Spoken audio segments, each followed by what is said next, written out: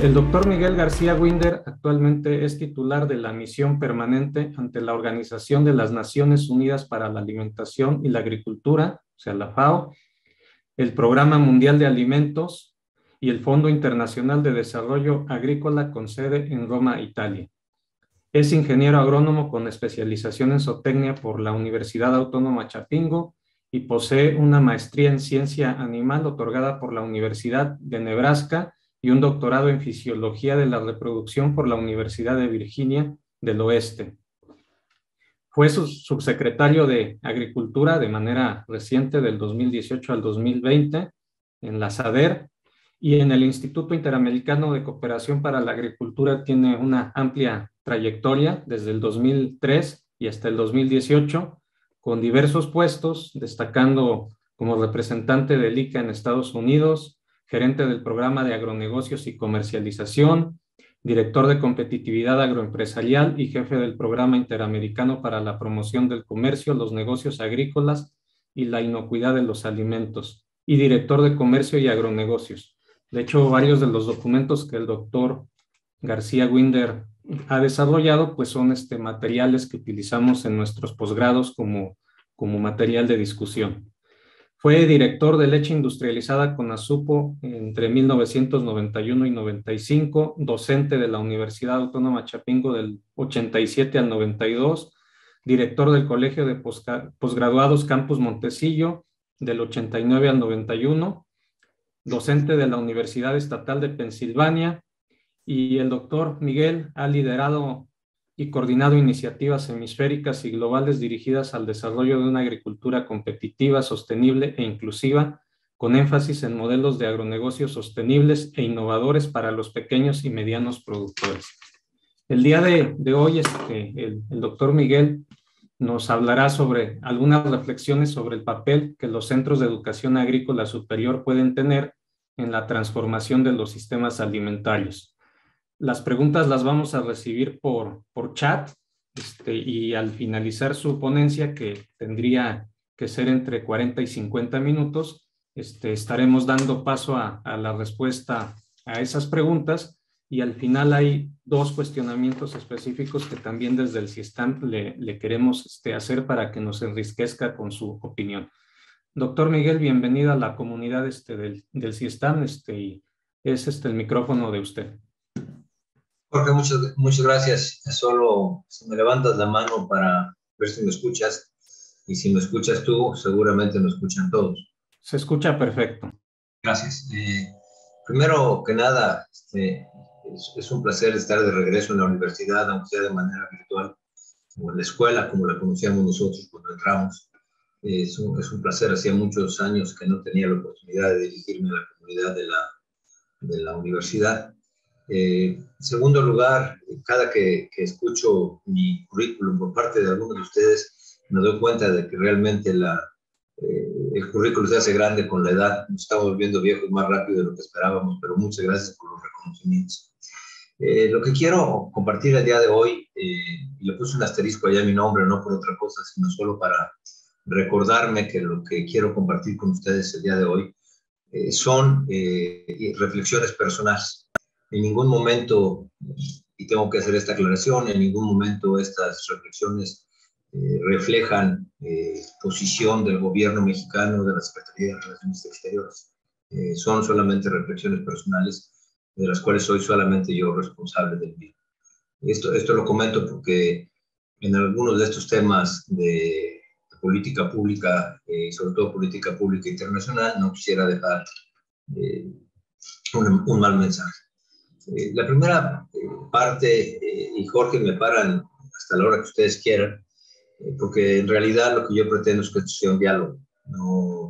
No tenemos datos, no tenemos estadísticas, descripción de experimentos, más bien es una conversación, o promover una conversación entre todas las personas que nos están escuchando, que veo que son cerca de más de 170, y por lo que recibí de algunos conocidos, sé que hay algunos compañeros que nos están oyendo más allá de las fronteras de México.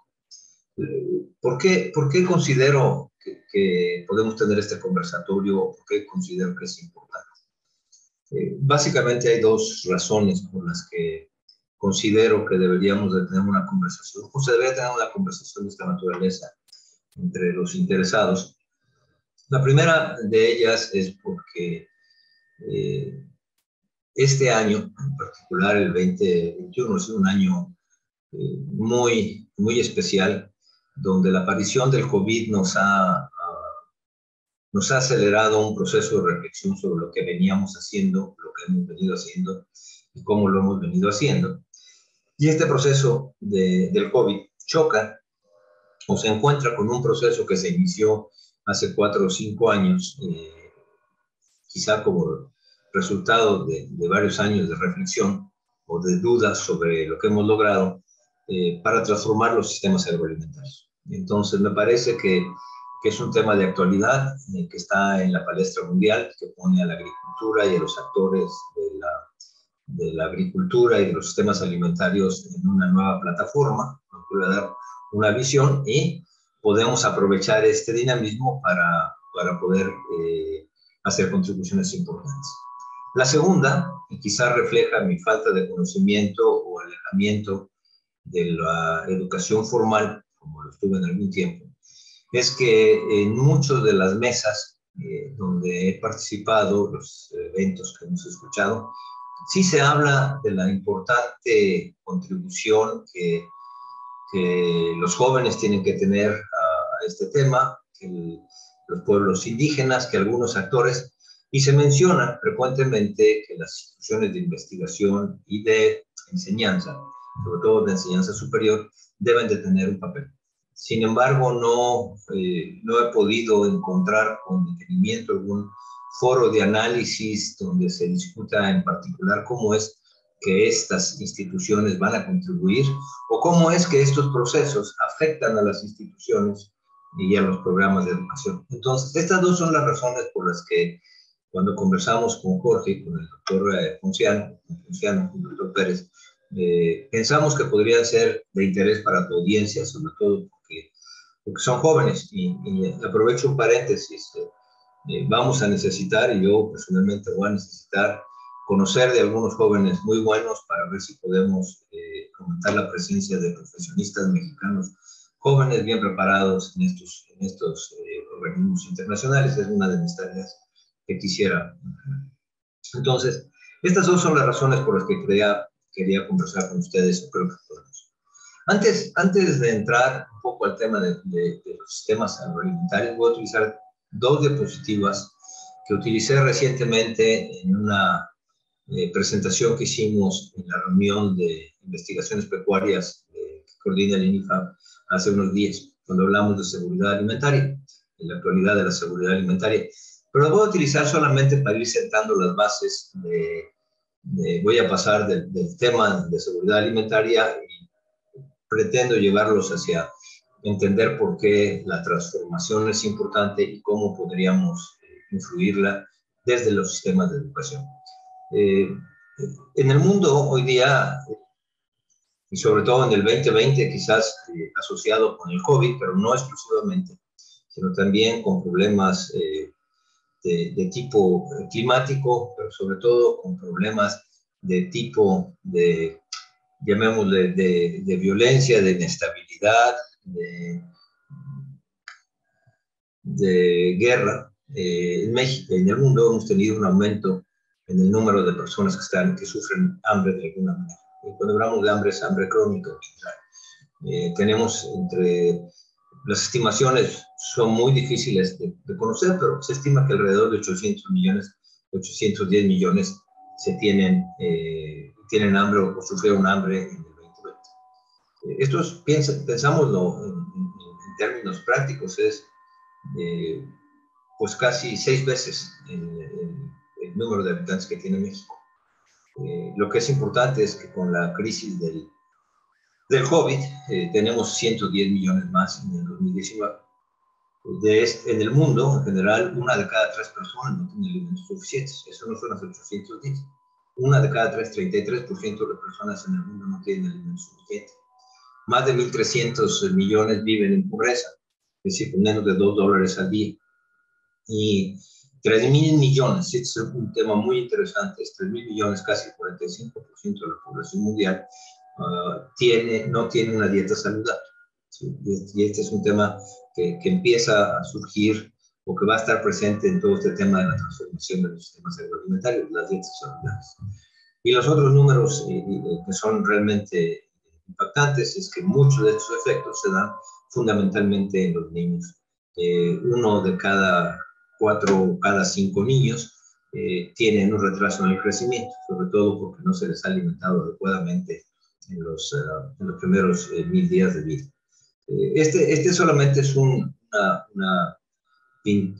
fotografía muy genérica de lo que ha estado pasando, cómo es que hemos fallado a nivel mundial, cómo es que los sistemas agroalimentarios han fallado a nivel mundial, y no solamente los sistemas, en general, todo hemos fallado en atender uno de los problemas más históricos y de más larga data. Y la gente podría decir, bueno, pues sí, pero eso sucede en África, eso sucede en algunos países de Asia, eso sucede en Haití.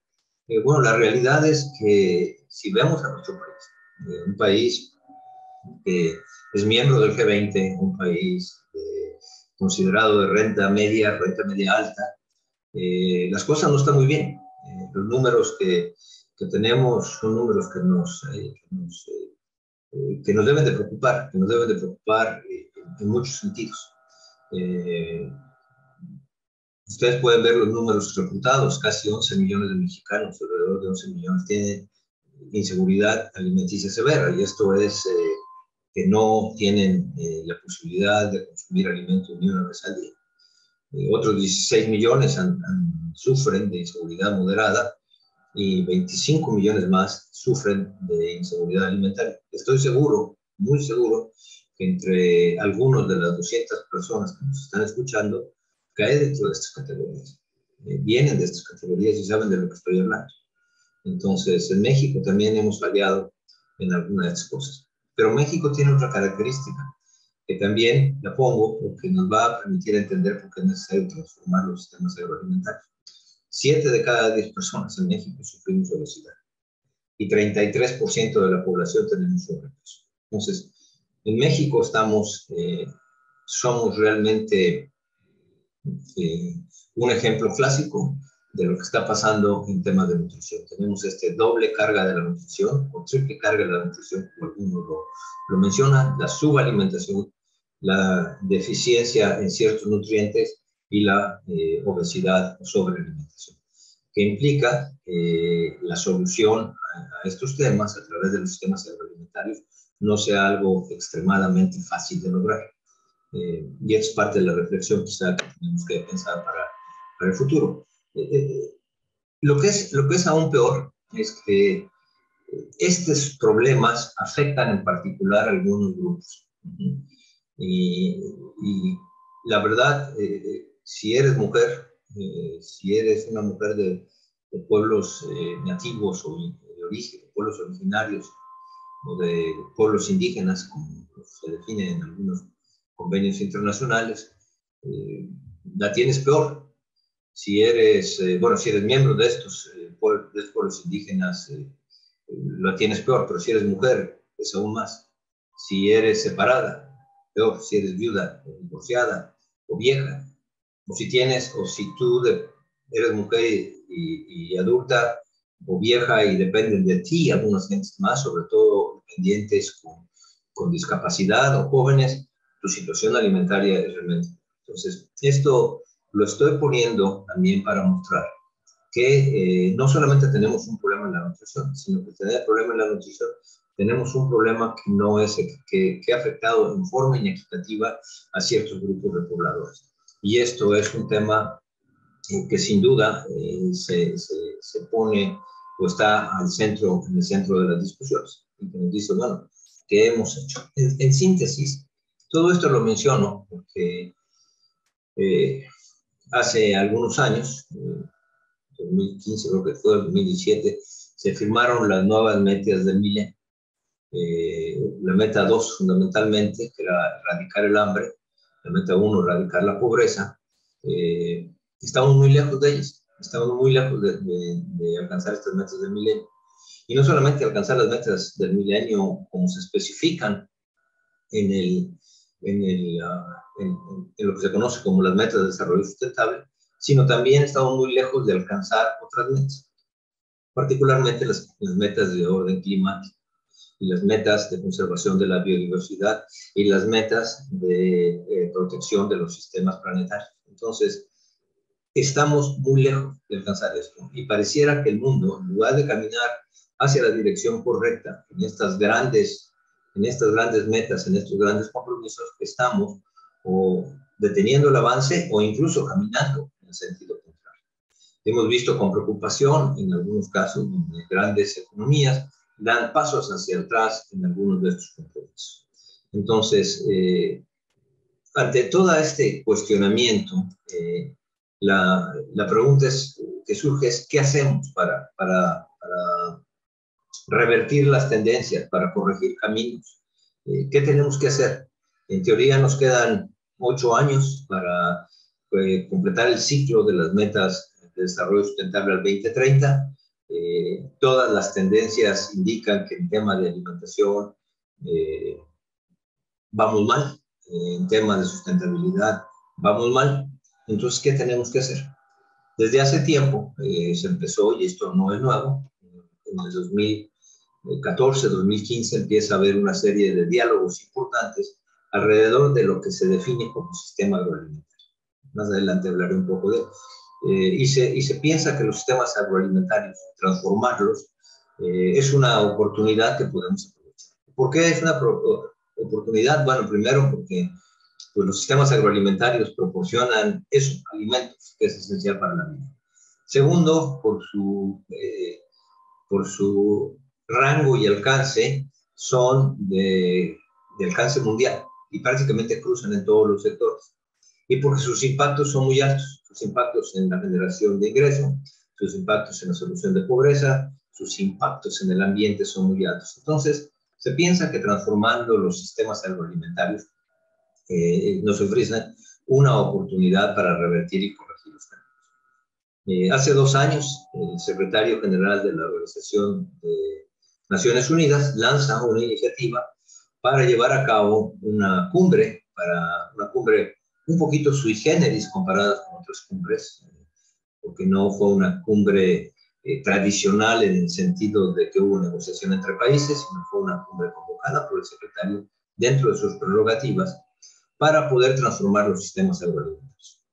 Que tuvo lugar, su primera parte la tuvo lugar aquí en Roma, en el mes de julio, y hace algunas semanas, sí, en septiembre, unas semanas después, en septiembre, toma lugar en Nueva York durante un día donde se establecen una serie de lineamientos, aunque no acuerdos, sino lineamientos para trabajar en favor de la transformación de sistemas agroalimentarios, básicamente con el afán de traer a todo el mundo a la mesa y poner nuestras cabezas, nuestras voluntades y también nuestros bolsillos o recursos juntos para tratar como dice el título de la diapositiva, para revertir las tendencias y corregir cambios.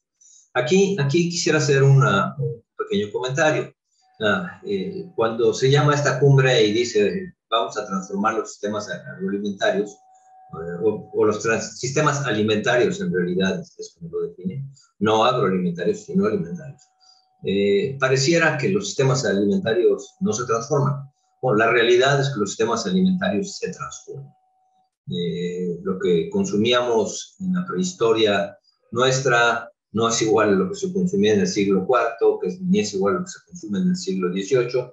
Y yo podría decir que en nuestra vida hemos sufrido y experimentado una profunda transformación en los sistemas alimentarios que teníamos. Cuando éramos jóvenes o niños, teníamos un sistema alimentario y hoy día nos enfrentamos a otro sistema alimentario distinto. Entonces, los sistemas alimentarios evolucionan como parte de la actividad del hombre, pero lo que se ofrece ahora en esta transformación es la posibilidad de orientar la transformación de estos sistemas alimentarios.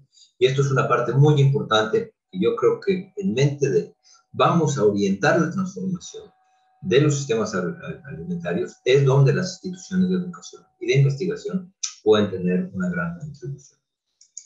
Creo que es importante que cuando hablamos del sistema alimentario tengamos una definición. Y esta es la definición que el grupo de expertos de alto nivel que trabaja en el Comité de Seguridad Alimentaria ha propuesto para definir un sistema alimentario. Y básicamente, habemos algunos que crecimos con definiciones amplias de cadenas, no el concepto de cadena de valor, sino el concepto amplio, dinámico de cadena.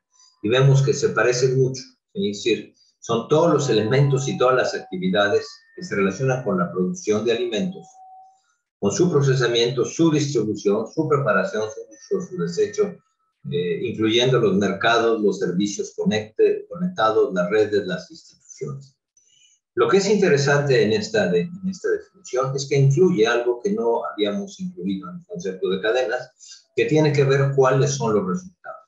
Los resultados deben ser resultados orientados a la salud, al bienestar, al desarrollo económico y a la sustentabilidad del ambiente. Me parece que es importante que tengamos este concepto de sistema alimentario presente.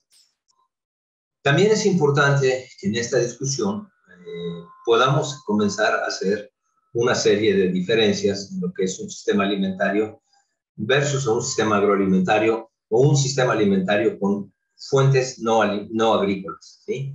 En agricultura tenemos varios sistemas, tenemos sistemas agroalimentarios, tenemos sistemas no alimentarios. Entonces, no todo se aplica a la agricultura. No todo lo alimentario es agrícola hoy día.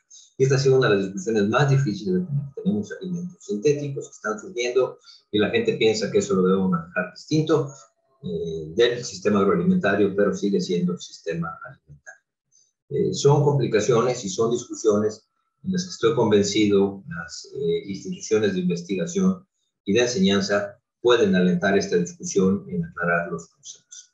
Otro tema que es importante para poder entender es que estos cambios generalmente se asocian con una terminología, con un término que está empezando a tener significado en español, no existía en español, que es el término de resiliencia, hoy día lo sabemos. Y si hiciéramos una encuesta entre los asistentes, cada uno tendríamos una diferente opinión de lo que es resiliencia y por lo tanto sería muy difícil encontrar una comunidad. Pero esta es la propuesta de definición de resiliencia general de las Naciones Unidas del 2017 y en el recientemente publicado hace 2 días reporte del estado de la agricultura y la alimentación de la FAO hay una definición de resiliencia para los sistemas agroalimentarios que ojalá la puedan ver. Pero en realidad el sistema de resiliencia implica la capacidad de alguien, puede ser un individuo, puede ser una comunidad, puede ser una nación, puede ser una institución, para prevenir, anticipar, adaptar, absorber y transformarse de manera positiva y eficiente ante un choque. Y al hacerlo, no destruir su funcionamiento, sino mantener un nivel aceptable de funcionamiento. Y al hacerlo, manteniendo la misión de largo plazo de sustentabilidad, en paz, con los derechos humanos y para el bienestar de todos. Entonces, como ustedes pueden ver, es un concepto bastante complejo. Pero también es importante que cuando hablemos de estos temas tengamos un poco la certeza de qué estamos hablando. ¿Sí? Entonces, regresando allá con estos 2 conceptos que nos pueden estar ayudando a entender el resto de lo que vamos a conversar con ustedes, tendríamos que empezar a hablar de los sistemas alimentarios. Y hoy día, pareciera que los sistemas alimentarios tienen como que 3, iba a decir componentes, pero se componen de 3 partes, diría yo. La primera es qué compone el sistema agroalimentario, la segunda es qué fuerzas motoras, o en inglés drivers, afectan el comportamiento de estos componentes, y la tercera componente es qué resultados esperan. Y esto sigue siendo muy importante para mí, porque si no tenemos claros los resultados, todo lo demás puede no tener significado. En el caso de los componentes, la mayoría de los estudiosos y de los documentos hablan de tres componentes en general. Primero, ¿cuál es el ambiente alimentario? ¿Cómo es que todo el sistema de gobernanza, de políticas, de inversiones, de producción, ocurre en ciertas condiciones sociales? Esto es interesante porque cuando veamos algunas de las posibles participaciones de los centros de educación, me parece que hay mucho por conocer cómo son los ambientes alimentarios, particularmente ambientes alimentarios en clases marginales o clases muy pobres. COVID nos ha enseñado que poco sabemos de estos temas. Segundo, el comportamiento del consumidor. Esto va a ser muy importante. ¿Y cuál es el comportamiento de las cadenas de suministro? Estos componentes se ven afectados por cosas que suceden fuera del sistema, como es la parte demográfica. Hoy en día no podemos negar que la parte demográfica es una importante fuerza motora, una de las más importantes. Seguimos teniendo un crecimiento demográfico relativamente acelerado, ciertamente distinto en las distintas regiones del mundo, pero sigue siendo uno de los problemas serios a enfrentar, de tal suerte que pues, en los próximos años estaremos hablando no de 9.000 millones, sino de 10.000 millones de habitantes, casi 3.000 millones de habitantes más, o 2.000 millones de habitantes más que tenemos actualmente.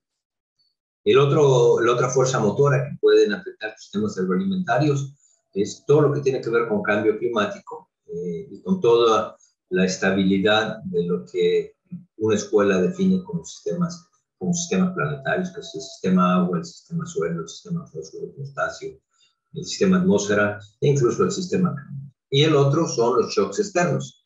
Y nosotros estamos viviendo un shock externo típico, inesperado, de un gran poder, que es el COVID.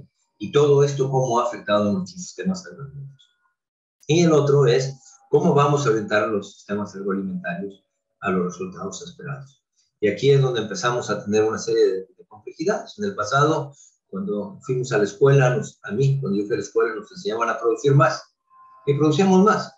Pero hoy día la complejidad está que no tenemos que producir más, sino tenemos que hacerlo pensando en que los alimentos que producimos tienen un impacto en la salud. ¿Cuál es eso? Tenemos que lograr mejorar la salud, pero además no tenemos que lograr la salud, tenemos que reducir las brechas de inequidad, lo que tenemos que hacer de manera incluyente. Tenemos que hacerlo sin afectar la sustentabilidad de la madre tierra y finalmente asegurando un progreso económico. Un progreso económico que hoy día estamos en una etapa de revalorizar cuál es esta definición de progreso económico. Y hay una gran preocupación por utilizar solamente PIB como una medición de progreso económico y ciertamente no tenemos ahorita claridad de cómo lo vamos a medir este progreso. Hemos visto que el progreso económico logrado ha sido bueno, pero ha sido insuficiente. Y no solamente ha sido insuficiente, sino que ha sido bastante dicotómico. Ha mejorado a algunas gentes, pero a otras gentes no les ha permitido, sino al contrario, incluso les ha suministrado. Entonces, cuando hablamos de sistemas alimentarios, cuando ustedes diseñen sus programas de enseñanza y de investigación, me parece que tendrán que tomar en cuenta estas características de los sistemas del sistema alimentario. Y esto entonces nos pone una serie de retos. ¿Cuáles son los retos que tenemos para esta transformación? Bueno, primero tenemos que entender que el concepto de sistema alimentario es un concepto bastante complejo. Ya no es el concepto lineal que teníamos de producción al consumidor, sino que se vuelve un concepto prácticamente de telaraña, donde involucran muchas cosas, ocurren eventos exteriores, y esto en ocasiones no estábamos preparados para pensar en esto, ¿sí? Vamos a requerir un nuevo pensamiento para poder comprender estos conceptos de esta complejidad. La otra parte es que un reto importante es que no podemos tener una transformación sustentable de los sistemas agroalimentarios si no incorporamos estas sinergias de salud, nutrición, sustentabilidad, inclusión y resiliencia. Lo que es a veces muy difícil es que en algunas ocasiones algunos de estos conceptos o principios parecieran estar en contraposición. Uno jala para producción, jala para acá y pone más presiones en los recursos, mientras que sustentabilidad jala en esta dirección. Entonces, ¿cómo compaginamos producción con sustentabilidad? ¿Sí? ¿Y cómo compaginamos producción con resiliencia? Nos parece que tenemos que ver, que pensar de una manera distinta. Y la otra, me voy a saltar, porque la tercera es muy parecida a la primera, pero aquí hay que empezar a pensar en el sistema circular, es que cómo hacemos el producto o el desecho de una parte del proceso del sistema sea elemento de uso para una siguiente parte y reduzcamos y hagamos de todo el sistema un sistema verdaderamente circular. Este nos obliga a pensar de una manera distinta, al menos a mí. Yo estoy acostumbrado a pensar quizás de una manera muy plana, en el mejor de los casos en dos dimensiones, y esto vamos a tener que pensar en 3 dimensiones más. Y la otra cosa importante que pocas veces hablamos es que ¿cuáles son los riesgos que se tienen en la transformación de estos sistemas alimentarios? Al transformar los sistemas alimentarios estamos poniendo en crisis o estamos poniendo en algún tipo de desventaja a aquellos que nosotros queremos ayudar, por ejemplo, los pequeños productores. O estamos, esta transformación de los sistemas alimentarios tiene un impacto para las poblaciones rurales o para la mano de obra. Yo me parece que son temas que hay que entender para poder ir transformando los sistemas alimentarios.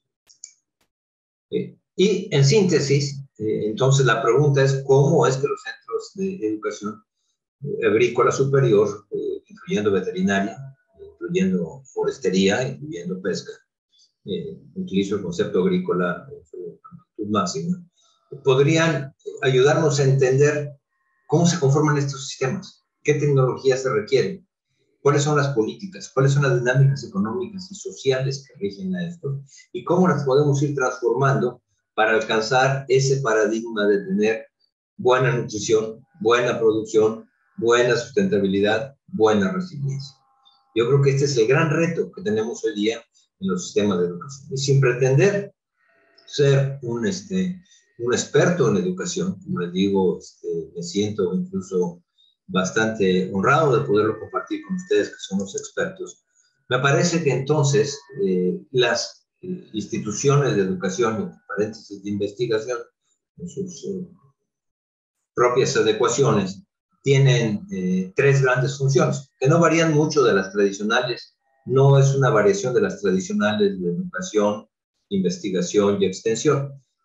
Yo sigo creyendo que el rol fundamental de las instituciones de educación es la formación de las nuevas generaciones.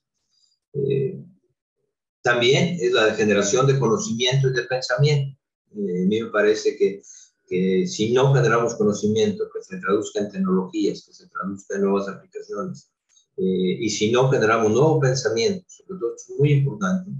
En el pasado, si yo pudiera criticar un poco mi educación, es que nos faltó generar pensamiento, es decir, nos faltó imaginarnos, nunca tuvimos una pregunta en un examen, a no ser, sé que hay varios de mis compañeros de Chapingo que estudiaron conmigo y seguramente me lo van a mandar en el WhatsApp de inmediato recordando que estoy equivocado, pero no recuerdo ninguna pregunta que nos hayan dicho, oiga, ¿y cómo va a ser la producción lechera en el año 2020 para los que lleguen? En esa época creíamos que a lo mejor no íbamos a llegar hasta el 2020, pero nunca nos preguntamos. Nunca nos preguntamos ese tipo de preguntas, pero sí nos enseñaban a producir más, ser lo más eficiente con los recursos. Yo creo que aquí hay que pensar un poco más. Y el otro es cómo es que las instituciones de educación y de investigación facilitan el uso del conocimiento. Facilitan el uso del conocimiento. En este sentido, para ir avanzando, en el caso de la formación de nuevas generaciones, aquí hay 2 columnas, una columna que está, digamos, a la izquierda, no sé si a la izquierda de la pantalla, donde dice el saber qué, me parece que son cosas muy importantes que deben de orientar la educación. Primero, tenemos que orientar a los jóvenes para que sepan qué hay que hacer, ¿sí? ¿Qué significa todo este conocimiento? Segundo, es cómo hacerlo. Tercero, muy importante, es para el qué. ¿Sí? Hoy día vuelvo a creer que las preguntas que teníamos en el pasado no eran malas, pero hoy día son parciales, porque porque hoy tenemos que aceptar que lo que hagamos también tiene que ver con la sustentabilidad de las próximas generaciones. En el pasado rara vez nos lo preguntábamos. Y la otra que es muy interesante, también poco comenzábamos en el pasado, es saberlo con quién. No se puede pensar hoy día en que una persona o una institución sola o una compañía sola pueda resolver las cosas. Tenemos que pensar en crear cómo lo vamos a hacer, con quién lo vamos a hacer, para qué lo vamos a hacer y sobre todo cómo nos vamos a asociar. En las metas de desarrollo sustentable hay una gran énfasis en lo que le llaman asociaciones o sociedades, con quién lo vamos a hacer. Aquí tenemos que involucrar a todos. Entonces, tenemos que formar a los jóvenes, no solamente para que sepan qué hacer o cómo hacerlo, sino también que sepan para qué hacerlo y con quién hacerlo. Y son ejercicios de prospección que podemos hacer. Del otro lado, donde dice conocimiento científico, están puestas una serie de cosas que se me vinieron a la cabeza. Mientras preparaba esto, pensaba, no quiere decir que sea más importante el conocimiento científico que el emprendedurismo, simplemente es por el orden. Yo creo que el estudiante tiene que tener un sólido conocimiento científico. Aquí me preocupa sobremanera el acceso que los jóvenes tienen al Internet, no tanto por el acceso, sino cómo lo usan. Necesitamos profundizar en el conocimiento científico. Necesitamos que los profesores puedan incentivar o crear incentivos para que el muchacho, la nueva generación, aprenda el conocimiento científico profundo. Y no solamente hagamos búsquedas de Wikipedia. También, ¿cuál es el conocimiento tecnológico? ¿Cuáles son las tecnologías, instrumentos que pueden ser utilizados? Y lo que es muy importante es que hoy día no podemos pensar en estos dos sin considerar el conocimiento social y humanista. Necesitamos tener un conocimiento social, una convicción social y una convicción humanista muy importante. Reconocer el valor de aquellos que han ido antes de nosotros, de aquellos que han sido nuestros pueblos originarios y de aquellos que piensan distinto de nosotros. Esto debe generar habilidades prácticas del estudiante. Y aquí, por más que querramos utilizar el Internet y las clases a distancia, hay cosas que se tienen que hacer en campo.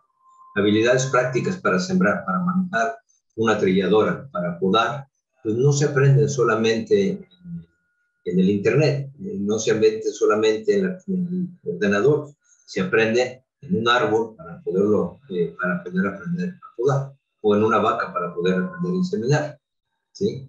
Y finalmente, hay otros que se definen y deberíamos de crear los instrumentos para que el joven innove. Yo todavía no conozco a alguien que se levante en la mañana y diga voy a innovar, sino la innovación se da como un proceso de reflexión y de reconocimiento de las necesidades prácticas. Y finalmente, que sigan siendo emprendedores, con un emprendedurismo nuevo. En ese sentido, creo que las nuevas generaciones deberían estar orientadas a resolver problemas. Muy importante es que las nuevas generaciones deben de contar con un sistema de valor profundo. Y este es un sistema de valor profundo que llega del contacto con la gente. De aquí que es importante que sigamos teniendo relaciones sociales, ¿sí? Relaciones sociales, cara a cara, que pueda yo sentir el calor de la otra persona, que pueda yo sentir como Francisco dice, que pueda sentir el dolor del que está junto a mí o el éxito del que está junto a mí. Tenemos que tener jóvenes que puedan integrar y sintetizar el conocimiento, que aprendamos de fuentes empíricas y no solamente de las científicas, también de las científicas. Tenemos que aprender de fuentes empíricas y tenemos que tener una gran capacidad de comunicarnos fuera del ámbito científico, ¿sí? Y finalmente es entender la historia y la cultura. Si no entendemos la historia y la cultura, si no entendemos la idiosincrasia, y no quiero decir que es fácil, a lo largo de mi carrera profesional seguramente he cometido errores por no conocer la historia y la cultura, ¿sí? Seguramente he cometido errores por mi falta de capacidad para entender las fuentes empíricas del conocimiento o de desprecio. Pero yo creo que los profesores hoy día tienen esta gran... Entonces, la verdad es que no los envidio, señores profesores.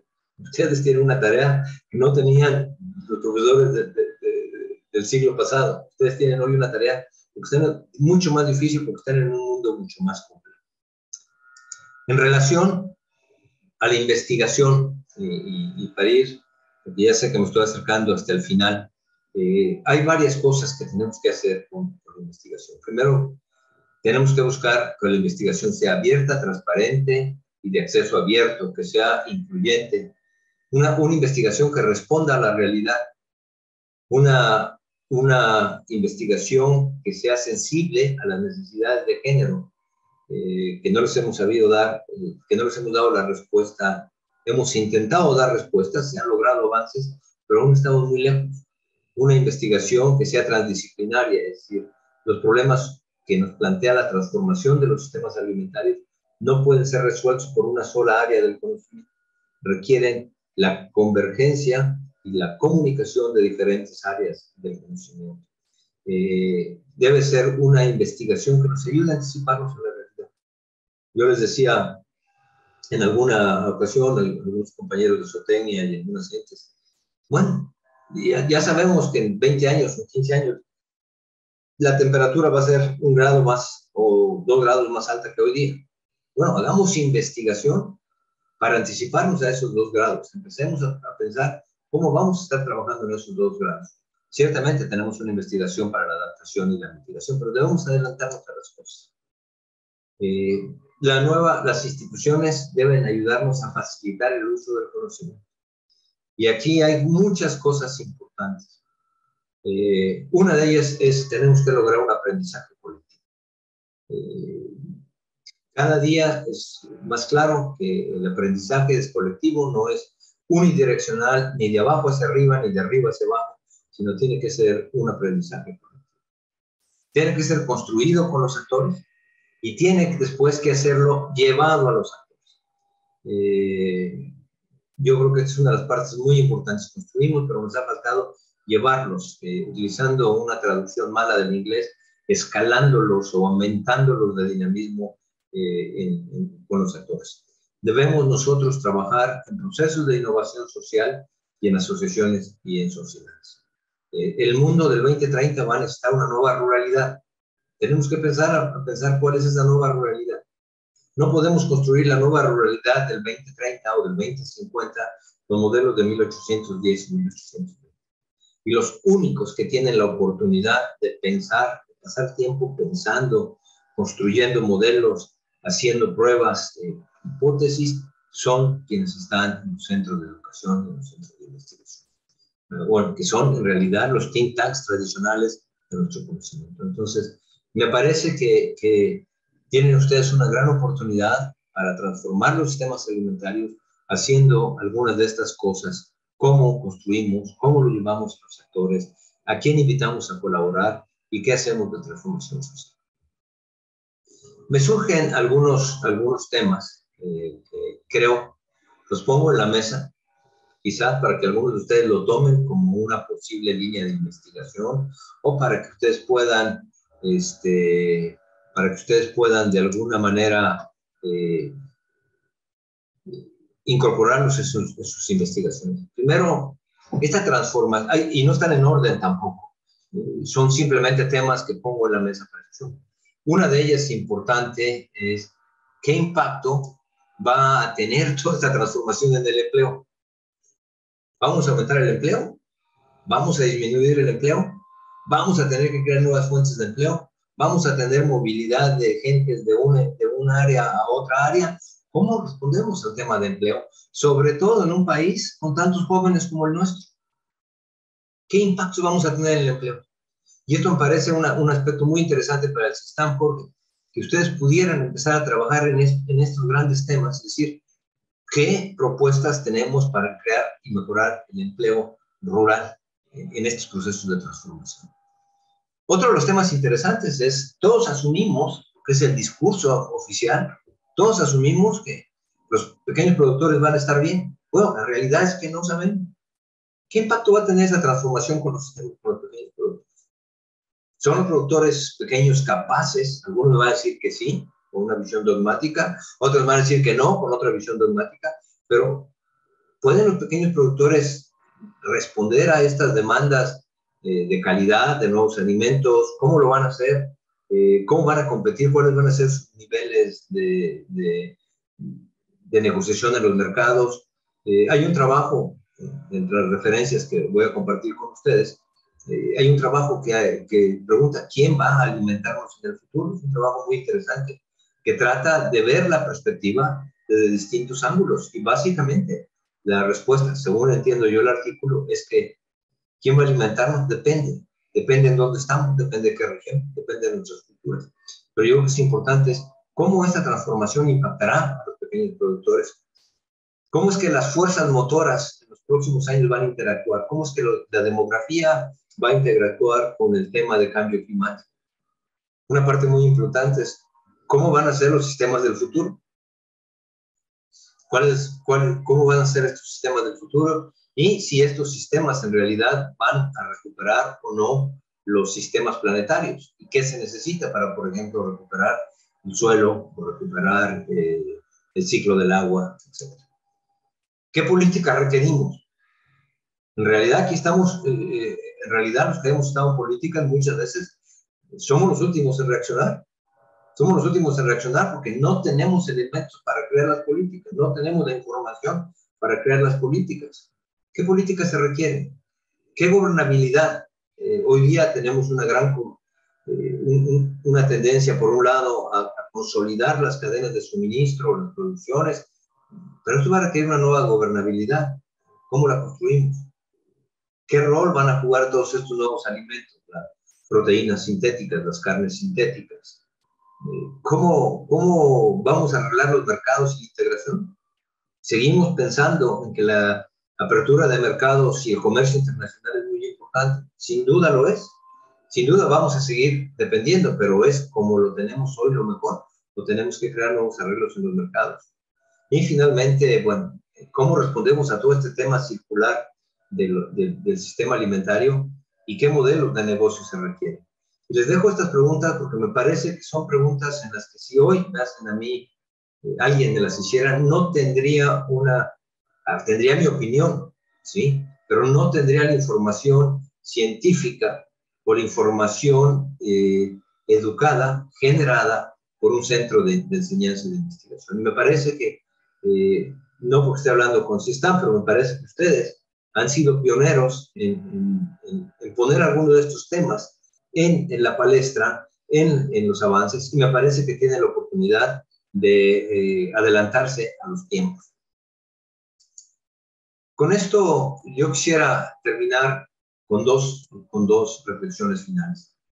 La primera es que tenemos la oportunidad, con lo que estamos haciendo, y con su apoyo, de cambiar las fallas del pasado.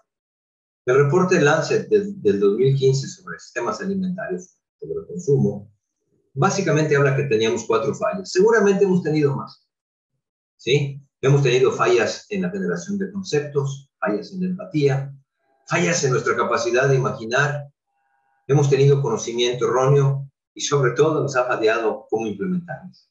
Las pongo ahí no para decir que son las que tenemos que atender, sino más bien quisiera que nos enfocáramos en lo que está en las letras blancas, en la parte negra, es decir, tenemos la oportunidad de cambiar las fallas del pasado. Y aquí todos los días cuando yo empiezo la jornada, a veces sin mucho ánimo, me pregunto ¿qué mundo le quiero yo dejar a mis nietos? Y a los hijos de mis nietos. Y esto es lo que nos tiene que motivar. ¿Cómo podemos nosotros lograr mayor empatía? ¿Cómo podemos nosotros imaginar un mundo mejor? ¿Qué necesitamos para generar y qué necesitamos para implementar mejor? Me parece que esta es una de las grandes oportunidades que tenemos. Y la otra, para terminar, es que el futuro del planeta, y honestamente lo creo, el futuro de un planeta en paz, un planeta armónico, será solamente posible si las personas que habitamos en él tenemos seguridad alimentaria y podemos acceder a los alimentos y a las dietas saludables, acorde a las culturas, tradiciones y valores.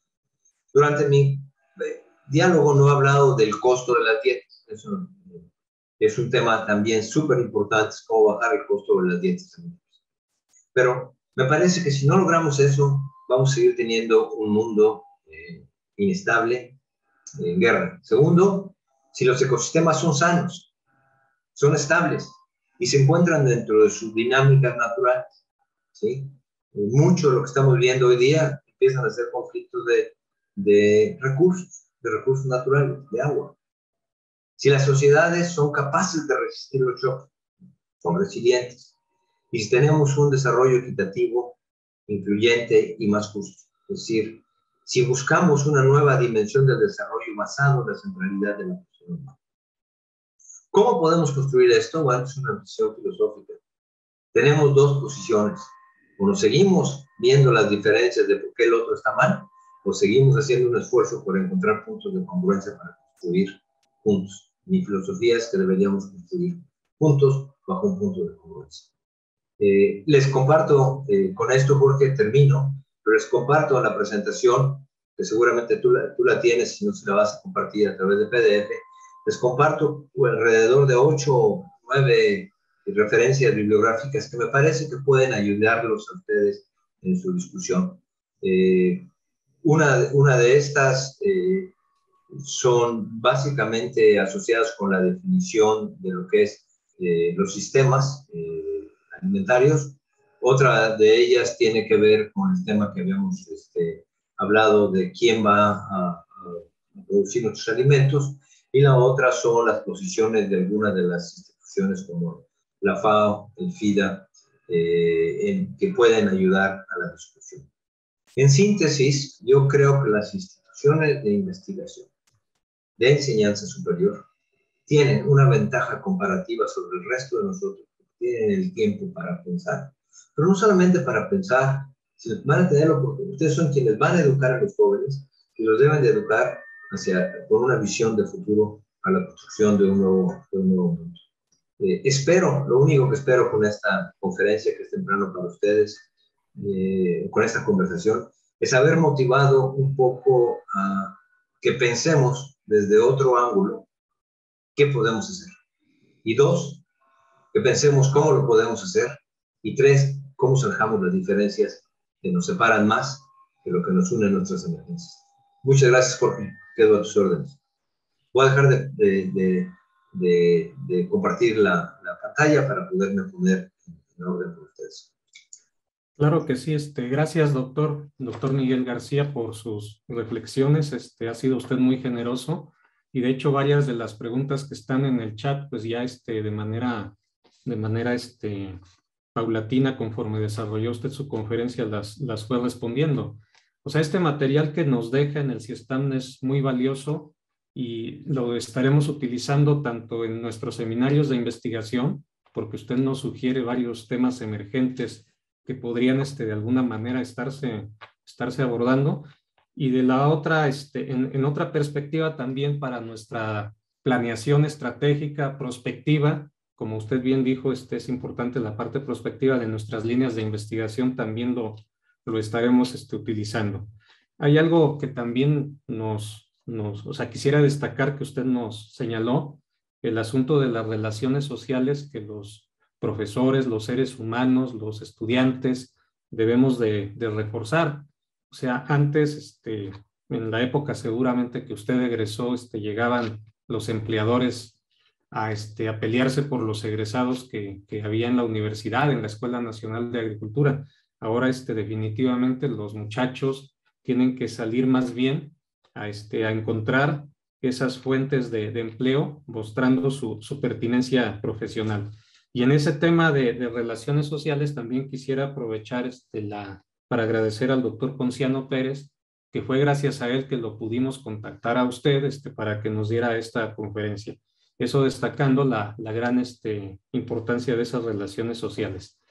Doctor Miguel, antes digamos, de ir sistematizando alguna de las preguntas que hay en el chat, quisiera que usted nos señalara algunas características que deben distinguir a un egresado de una maestría o de un doctorado para insertarse de manera exitosa en el ámbito de la investigación o de la actividad profesional desde su perspectiva. Y también hacer notar al público que no solo es mexicano, también hay muchos compañeros de América Latina que están unidos a esta conferencia, que usted ha señalado que organismos como con los que usted colabora van a requerir gente preparada, pero seguramente hay que acercarse a esos organismos no van a venir a buscar a esos prospectos. O sea, los muchachos tienen que tener esa capacidad de acercarse a esas posibles fuentes de empleo. Entonces, doctor Miguel, si nos hiciera favor de comentar qué características debe de tener un egresado de maestría o doctorado para lograr ser exitoso. Me haces la pregunta de los 64,000 pesos, como decía en el pasado. Claro, ya 64,000 pesos no es nada en nuestros días, pero no. Honestamente, esta ha sido una pregunta que hemos venido, o un tema que hemos venido conversando en diversas ocasiones con diferentes compañeros y no tengo una respuesta única, pero yo creo que, primero que nada, yo creo que cuando pasas de tu licenciatura a tu maestría, tienes que pasar muy convencido de que estás dando un paso para irte adentrando al tema de la ciencia. Cuando salgas de la maestría, tienes que tener una capacidad de aplicar el método científico.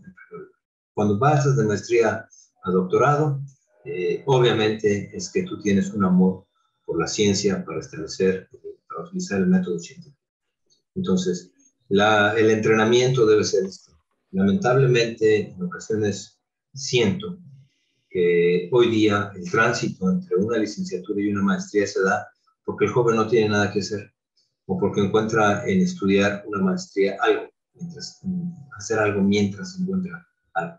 Y terminan maestrías frustrados porque los profesores les exigen más. Y lo mismo sucede cuando entras con el doctorado. Yo creo que se requiere una especie de reflexión de cada una de las instituciones. Y esto va primero para las instituciones. Es para quién estamos formando nuestras gentes. ¿Cuál es el mercado que se requiere? ¿Qué nos está pidiendo el mercado de trabajo? Yo creo, por otro lado, que independientemente hay valores que se tienen que tener, como es un valor de honradez, un valor de transparencia, un valor ético, de principios éticos en tu formación. Yo creo que, por ejemplo, cuando he hablado de cómo podríamos formar a los estudiantes, estoy seguro que yo los formaría distinto hoy día de cómo intenté formarlos cuando llegué. Yo tenía 28 años cuando cuando terminé mi doctorado y empecé a formar jóvenes. Creo que hoy los formaría de otra manera, no sé si mejor o peor, pero de otra manera. Yo siempre pienso que el muchacho en la maestría debe de insertarse y casi trabajar con un problema que se define junto con el profesor. Y el profesor debería estar muy de la mano. Cuando pasas al doctorado, el estudiante debería de plantear dentro de las líneas de investigación del profesor para que tenga éxito una nueva hipótesis de las cosas y dejar nosotros como profesores a ese estudiante tomar los riesgos de estas nuevas hipótesis. ¿Qué veo? Con mucha tristeza veo que a veces el estudiante de maestría trabaja en el mismo tema en el doctorado que trabajó quizás en la licenciatura. Y no veo esta creación de un pensamiento crítico de aplicación del método científico. La planteación de problemas y cómo diseñar los modelos experimentales para probarlos, me parece que es la gran diferencia entre un muchacho de maestría y un muchacho de doctorado. No te contesto tu pregunta, pero es que es realmente muy complicado. Si son maestrías orientadas para ayudar a las industrias, a las empresas, entonces ahí se tiene que hacer otro tipo de entrenamiento. Se le tiene que provisionar al muchacho con las habilidades necesarias para trabajar en las empresas. Pues si estamos buscando científicos, si estamos buscando gente que piense, lo que tenemos que hacerlo es a pensar. Veo que los doctorados los cargamos de cursos. Yo creo que de los 3 años que pasas en un doctorado, 4, 1 año y medio deberían ser cursos. El resto deberían ser problemas específicos, donde lo que hagamos es detonar cómo resolverías los problemas. Alguna vez les comentaba a los pocos estudiantes con los que formé que para mí hubiera sido un gran honor saber que uno de mis estudiantes dejó la reproducción, pero ahora es un experto en COVID, por decir algo. Porque si lo fue, es que pudo tomar esos principios de la ciencia y plantear las hipótesis adecuadas para hacer los experimentos adecuados. Entonces, creo que por ahí va un poco la respuesta. En términos de la formación, en términos de sus valores, son los mismos valores que deben obtener casi desde que salimos de la secundaria y de la primaria. Son valores éticos, valores morales, valores de honestidad. Y finalmente, en esto es muy importante porque cuando tienes valores éticos y de honestidad, tú dejas que tus experimentos te den los resultados y no tú que escribas los resultados que querías que el experimento te diera. Es una de las grandes cosas. He visto muchos jóvenes que dicen, doctor, es que mi experimento no funcionó. Y les preguntas, ¿por qué no funcionó tu experimento? Me dicen, es que no me dio los resultados que esperaba. Y entonces tú te dan ganas de abrazarlo y decirle, qué bueno. Porque eso te demuestra que la madre naturaleza es más sabia que nosotros. Para eso estás haciendo investigación. Para encontrar la verdad. Te demuestra que lo que tú creías no era la verdad. Entonces, yo creo que por ahí van un poco las cosas. No tengo una respuesta, pero vale la pena que un día nos pongamos mucho a platicar de esto. Una buena botella de tequila o vino o de alguno de los compañeros internacionales. Muy bien. De hecho, el tequila sería un buen catalizador del pensamiento seguramente. Hay una reflexión, una pregunta en el chat que parece profunda, en el sentido de que cómo la educación superior y media superior agropecuaria deberían de estar relacionadas, por qué y cómo. Y ahí hay un asunto crudo que en algunas investigaciones que desarrollamos en el CIESTAM encontramos, que por desgracia, una gran cantidad de los estudiantes que llegan a escuelas, digamos, bachilleratos agropecuarios, en ocasiones llegan porque es su última opción, no porque tengan esa vocación. O sea, es difícil decirlo, difícil reconocerlo, pero ahí hay una motivación estructural que podría causar problemas en el futuro de nuestros profesionistas ya formados a nivel licenciatura o maestría. No sé qué nos puede comentar. Mira, yo creo que siempre lo digo cuando me lo preguntan, si yo tuviera que estudiar algo otra vez y sé lo que sé, volvería a estudiar agricultura, algunas de sus carreras. ¿Por qué? Porque los problemas que hoy nos enfrentamos en el tema agrícola, que ya no solamente de producción, sino es todo este concepto de alimentación, todo este concepto de sustentabilidad, todo este concepto de biocombustibles, etcétera, etcétera, requiere de un conocimiento muy profundo. Que pues, construir un edificio pues, sí ha avanzado un poquito en las ciencias, pero nosotros tenemos que involucrar mucho más cosas. Entonces necesitamos, las mejores mentes deberían estar estudiando agricultura, la mejor agricultura en su concepto amplio, incluye veterinaria, todos esos temas. Deberíamos estar porque se requieren de la mayoría de las cosas. Lamentablemente, se piensa que estudiar agricultura es casi recurso de última opción para gente que no tiene, para gente que estamos todavía que no queremos el progreso. Me parece que es un mensaje que tenemos que cambiar. Ahora, ¿cómo hacemos esto? Bueno, yo creo que esto se tiene que hacer, pues primero aumentando la selección de quién entra, pero tenemos que ofrecerle algo a los muchachos. Y esto me parece que tiene que ver con el desarrollo de las comunidades rurales. Los muchachos no todos tienen que estar en la agricultura, tenemos que ofrecerles opciones en la agricultura. Quizás la educación media, técnica, media, antes de entrar a lo superior, debería focalizarse más en ofrecerle a los muchachos no conocimiento de cómo sembrar o de cómo ordeñar una vaca, sino conocimientos de liderazgo, conocimientos de de otras ciencias, incluyendo la agrícola, para que el joven pueda, en su momento, tomar la decisión si quiere continuar en la agricultura o puede brincar a ser un buen ingeniero o puede brincar a ser un buen arquitecto o quiere ser un buen profesor. Entonces me parece que las instituciones medias deberían, y no las conozco, sería cuestión de hacer un análisis completo, deberían de sentarse y ver qué tipo de cosas. Yo creo que la educación media debe de formar personas integrarse, para que cuando lleguen a la educación superior ellos decidan a dónde se pueden y vayan con las buenas bases. Lamentablemente, muchos de nuestros sistemas de educación básica elemental, pues nos hacen llegar jóvenes con grandes deficiencias, digamos, no por culpa del joven, sino por culpa del sistema.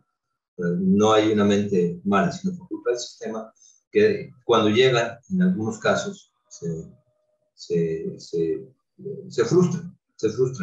Y sí, efectivamente, hay muchos jóvenes que terminan la licenciatura y la maestría y terminan haciendo otra cosa porque fue lo que nunca les gustó. Muy bien. Con su ponencia también usted nos invita a, no sé si es un cambio de paradigma o un ajuste de paradigma de pasar de los análisis de cadena de valor a los sistemas alimentarios. Particularmente el doctor Ocampo le pregunta qué conflictos se avisoran entre los actores de estos sistemas alimentarios que de alguna forma se podrían comenzar a gestionar anticipándonos a ellos. Estoy viendo, perdona que me haya distraído, estoy viendo algunas preguntas que me parece que son muy, muy interesantes. No lo puedo ver todas las preguntas. Yo creo que el concepto de cadena de valor, ¿sí? El problema que veo a veces cuando usamos la palabra cadena es que le llamamos de cadena de valor, cadena de suministros, cadenas. Pero si ves en los componentes de lo que es el sistema alimentario, hay una parte importante para lo que es la cadena de suministro o cadena de valor. Entonces, seguramente no va a ser un conflicto como tal, sino va a ser importante poner a las cadenas de valor, las cadenas de suministro, como un componente importante para el cambio de paradigma para la construcción de los nuevos sistemas alimentarios. Si recuerdo, desde hace mucho tiempo, uno de los temas centrales en el análisis de cadenas, no sé si el doctor Rivero me está escuchando, me dijo que iba a estar, pero si está, seguramente me va a corregir un rato. Siempre uno de los temas que o Daniel o Joaquín, los que hemos trabajado en estos temas, uno de los temas que nos preocupaba es el tema del equilibrio entre las fuerzas entre los distintos actores de las cadenas. Cómo los eslabones más débiles deberían de tener una mayor participación, podrían lograr un mayor equilibrio de su participación en las cadenas. Yo me parece que si transitamos hacia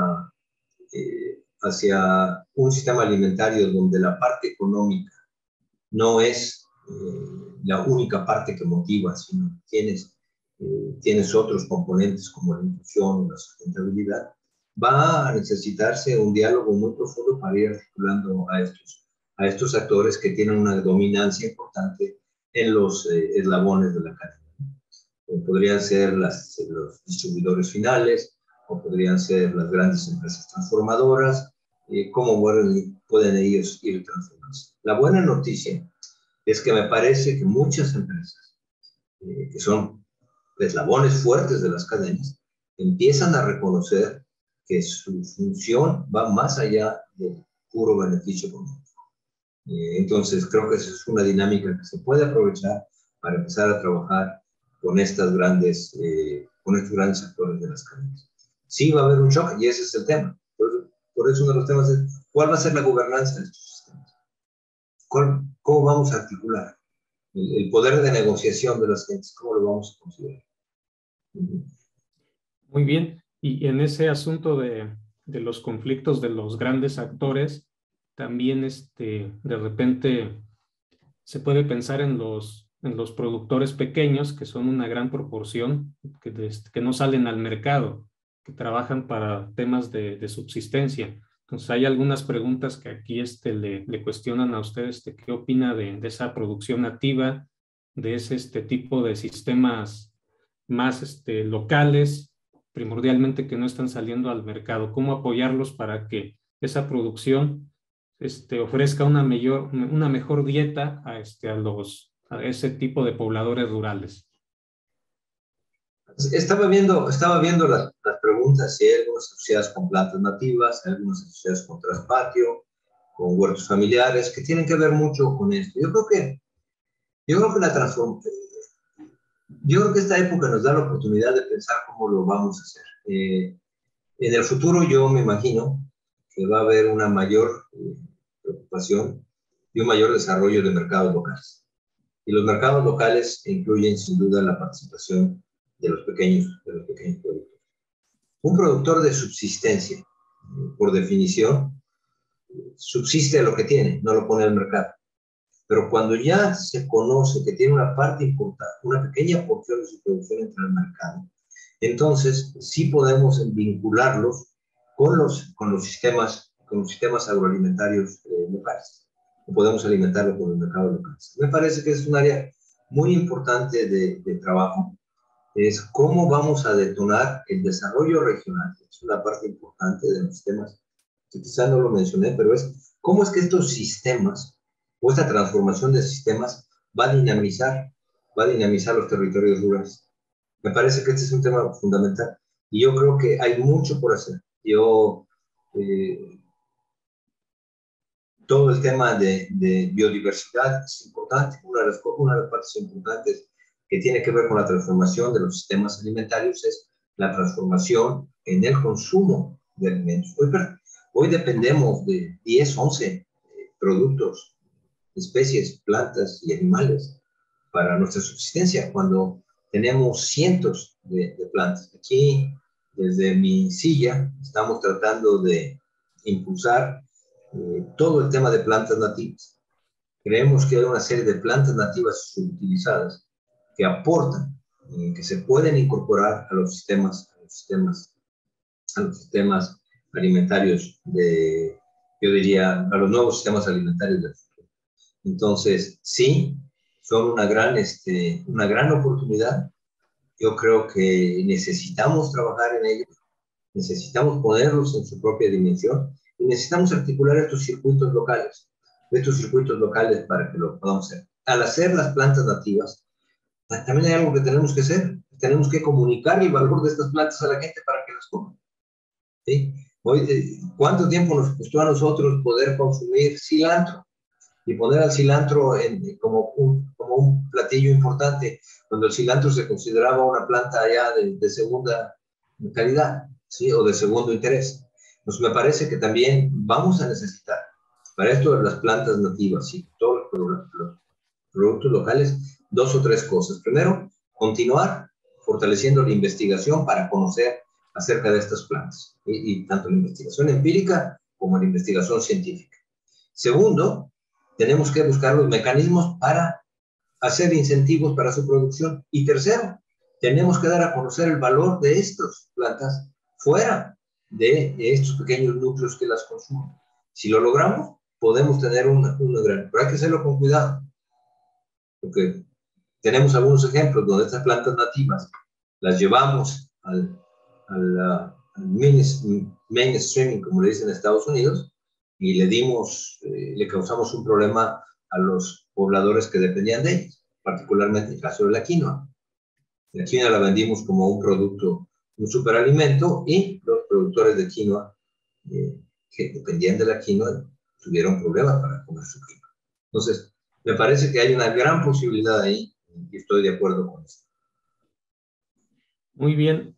Pues, doctor Miguel, quiero agradecer a nombre de toda la audiencia la bondad que usted ha tenido al señalarnos varios puntos que nos pueden, de alguna manera, facilitar el construir una agenda prospectiva, tanto en el CIESTAM como en la Universidad Autónoma Chapingo, como en muchas otras instancias educativas de México y América Latina. Entonces, apreciamos mucho su ponencia. y nos ponemos también a sus órdenes desde el CIESTAM, desde la Universidad Autónoma Chapingo, si en algún momento podemos apoyarlo en la tan importante labor que tiene, pues estamos a sus órdenes. Le haré llegar en breve también un reconocimiento para la ponencia que usted nos ha dado, y le repito, estamos muy agradecidos por la bondad que siempre lo ha caracterizado al compartir sus conocimientos, y sin lugar a dudas queda pendiente esa mesa redonda con tequila, con pisco, con aguardiente y con todas las bebidas que puedan de alguna manera facilitar la reflexión en estos asuntos, doctor Miguel. Gracias, Jorge. Te agradezco mucho la gentileza. A todas las personas que nos están escuchando, me reitero pues, sus órdenes. Sí necesitamos el apoyo, necesitamos nuevos valores, como diríamos, que nos apoyen en la transformación. Mi correo electrónico oficial lo tienen en la presentación. Mil gracias, un saludo al doctor Santolio y a Rubio, que sé que son parte del espíritu creativo de esta organización que ustedes, de esta unidad que ustedes tienen. Y quedo a sus órdenes. Espero que sí podamos seguir trabajando. Yo necesito de ustedes. Vamos a tener que sacarnos más. Muchas gracias. Que pasen ustedes un buen día. Que disfruten hoy, los que celebran el Día de Gracias de los Estados Unidos. Aprovechenlo. Muchas gracias. Gracias, doctor Miguel. Que tenga buen día y éxito. Muchas gracias a todos por acompañarnos en esta conferencia, y tal como señaló el doctor Jorge Ocampo, en algún momento estará disponible en nuestras redes sociales. Que tengan todos muy buen día.